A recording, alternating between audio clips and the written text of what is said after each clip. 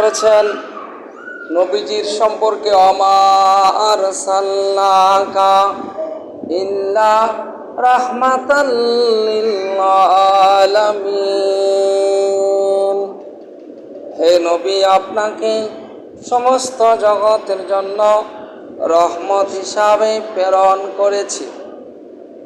সূরা আম্বিয়ার 107 নম্বর আয়াতের মধ্যে, সূরা আম্বিয়া আয়াত নাম্বার 107, ওমা আরসালনাকা, হে নবী আপনাকে প্রেরণ করেছি, আরসালনাকা পাঠিয়েছি, ইল্লা রাহমাতাল লিল আলামিন। আলম অর্থ জগৎ, আলমের বহু বচন জমা সিগা হলো আলামিন। সমস্ত জগৎ সমূহকে বোঝানো হয়েছে আলামিন। রাহমাতাল লিল আলামিন, রহমত মানে আল্লাহ রহমত, রাহমাতাল লিল মানে আল্লাহ রহমত, রাহমাতাল লিল আলামিন সমস্ত জগতের জন্য আল্লাহ পাকের রহমত হিসাবে নবীজিকে প্রেরণ করেছে। জুরকন্না সুবহানাল্লাহ।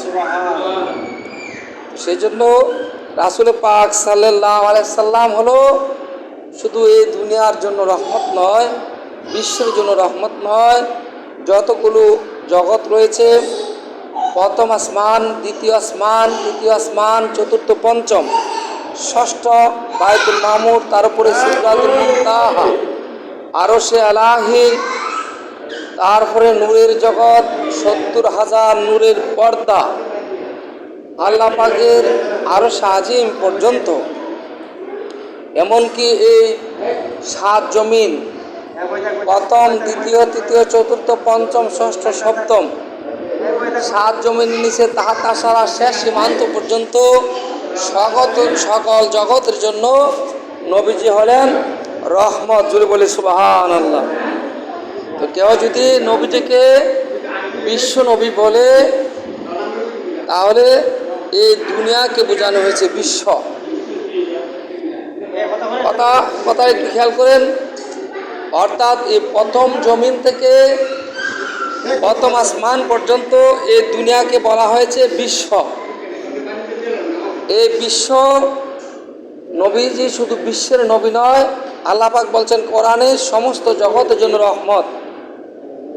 তো সেজন্য নবীজিকে কুল কায়নাতের রহমত বলা যেতে পারে, বা সমস্ত জগতের জন্য রহমত, অথবা দুজাহানের বাদশা নবী বলা যাবে।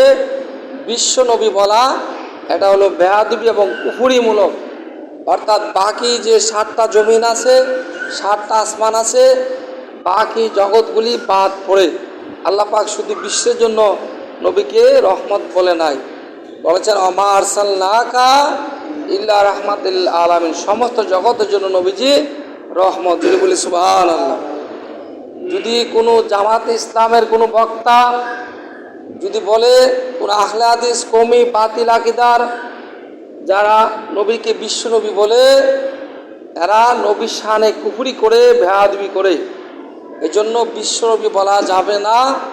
কোরআনে আল্লাহ পাক যেভাবে নবীজিকে সম্মান দিয়েছেন, কোরআনে যেভাবে বলেছেন সেভাবে বলতে হবে, সমস্ত জগতের জন্য নবী রহমত। জুড়ে বলি সুবহানাল্লাহ।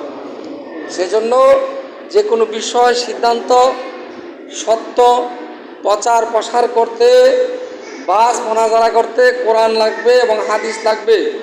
কোনো আলেম, কোনো পীরের, কোনো মুসল্লির কথা দলিল হবে না যদি কোরআনের মধ্যে না থাকে, সিয়াসাতের হাদিসের মধ্যে না থাকে।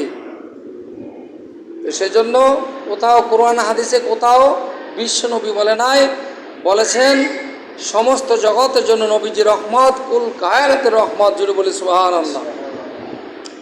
তো এই যে সমস্যাগুলি সমাজে আছে, এগুলি সমাধানের জন্য আমরা সুন্নি আলেম যারা আছি তারা